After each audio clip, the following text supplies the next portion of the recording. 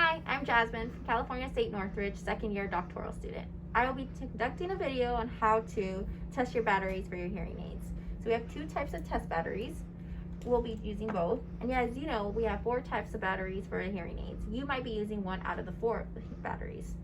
So what you do is you use this one to place the battery inside, press it down, and you'll see if it goes to the right hand side, the good, battery's good. Here, battery's not good. Or we could test it on here, where we could place it up, and the battery is good.